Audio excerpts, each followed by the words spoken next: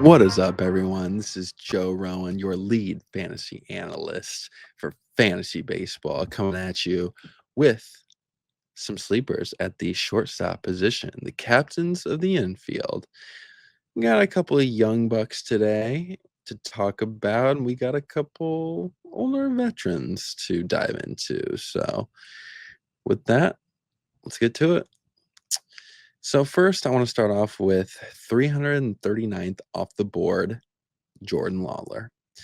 Now, you're never going to get Lawler this cheap again. This guy is a very, very good prospect. And a lot of people, I think, they have some prospect fatigue with him. He actually came up back in 23 for a cup of coffee.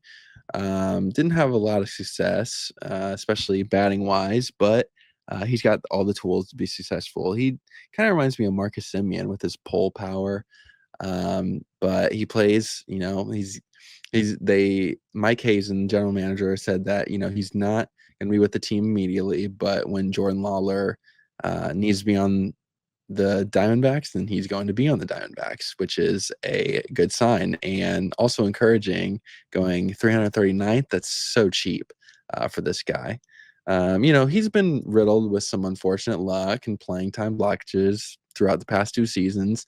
It even got a little murkier last week when Arizona actually extended Geraldo Perdomo for 4 years, and that's fine because I don't really understand why everyone's up in arms about this. All the Lawler truthers are up in arms about this because he's you know I'm talking about shortstop sleepers here, but he's he's a third baseman too, and Eugenio Suarez is a free agent after this season and probably won't sign him back, considering he's in his mid-30s. So I think Lawler will fit in just great at the hot corner.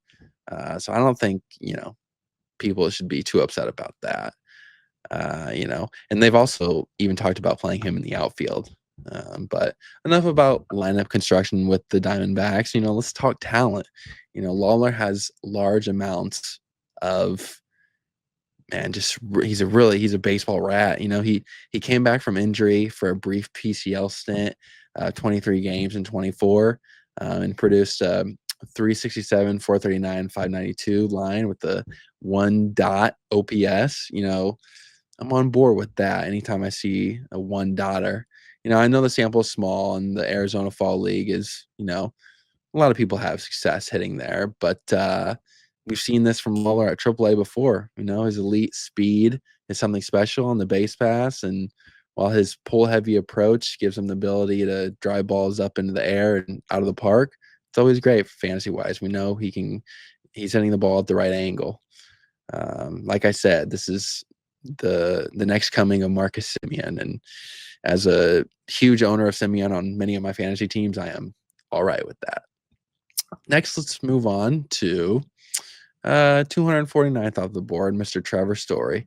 He's never going to get back to those successful Colorado days of a bunch of power and, high 30s, home runs, any of that. Probably not, no. But he's playing now in a Red Sox lineup that, the best Red Sox lineup I've seen in a long time. And especially with the signing of Alex Bregman and all these rookies coming up, Roman Anthony, Christian Campbell, on top of Devers and Casas and all these guys. And he's slated to hit cleanup behind Jarren Duran and those other two, Devers and Casas. So I really see a successful year coming, for Story, and he still offers plenty of value. That's just the truth here. 249th. Are you kidding me? That's crazy. He's one of the players who fantasy managers are kind of scoffing at this draft season. Injuries this, injuries that. This late in the draft, just ignore that. Health isn't predictable. The only thing I care about on draft day is value, and Story offers that. You might ask how, a guy like this is going that late. People are just turned off in the playing time, and he hasn't been on the field a lot, and that's fine. Sometimes that happens. Take advantage of that injury discount. He he was definitely helped by his Colorado environment, but I don't care. He still plays in a very hitter-friendly park, Fenway, and he's only 32, surprisingly. Kind of shocking, I know. But have faith in Story because I think he's going to bounce back, and um, this lineup is really going to help him out, and he's going to take advantage of that. Now let's talk about Carlos Correa, the other veteran that we have today, and he's going 244th off the board, just a little ahead of Story. Again, the injury bug often comes for Correa, and yet again, I don't really care. One thing about Carlos, he's not going to get cheated. The balance, focus, just watching his swing, the overall bat speed. It's a beautiful thing to watch. He picks and chooses his pitches well. He's an intimidating guy in the box. In his shortened 2024, in just 86 games, he struck out only 61 times compared to taking 40 free passes. Patience patience is great.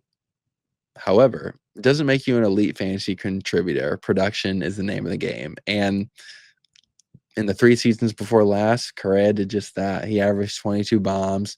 He's your steady middle lineup presence. He's going to have good counting stats with guys like, Royce Lewis in there, Matt Wallner.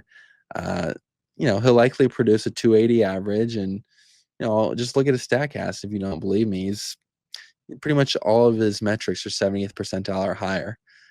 So forget the injuries and cash in on Correa. And lastly, we have coming in at 233rd off the board is young Mr. Tyler Fitzgerald, the San Francisco Giants. The Giants are one of those teams that you just don't really hear a lot about. And this guy is kind of emboldens to face that same type of mentality, to be honest. You heard a little bit about him last year, but this guy's got some power and speed for sure. If you didn't know, the cat is very much out of the bag now. He's an older prospect. He broke out in last year, and I like him again in 25. He's one of those guys, doesn't have a whole lot of supporting metrics to back him up besides, launch angle, and that's a key one to have, but especially for power and speed. But I typically make exceptions for certain players, to be honest. Can't be all about the metrics all the time. If a guy plays in a strong lineup and he's hitting the ball at a good angle, and he's got some speed, I say take him. He perform, and also when he performs at AAA like he did, there's reason to believe in him. He had a great stint there, and also in AA, it's pretty similar to his strong numbers last season. He hit 21 long balls and took 20 bags on the base pass. So with that type of power and speed upside, I'm more lenient when it comes to trusting an offensive profile. And if we do want to talk about the data, we can do that. Sure. How about I mention his sprint speed, and it was quite literally in the 100th percentile of the entire league last season.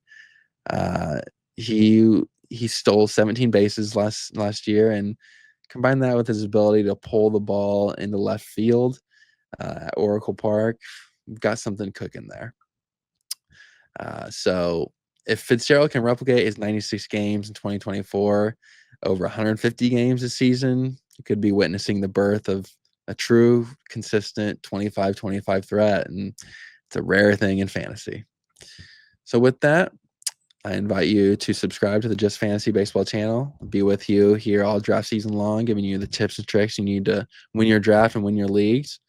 Also, follow me at my Twitter handle, jrose34. That's jrose34. And I'll be here, if you need any questions, just tag me, let me know, DM me. My DMs are open, and looking forward to answering all your questions and giving you some fantasy baseball tips.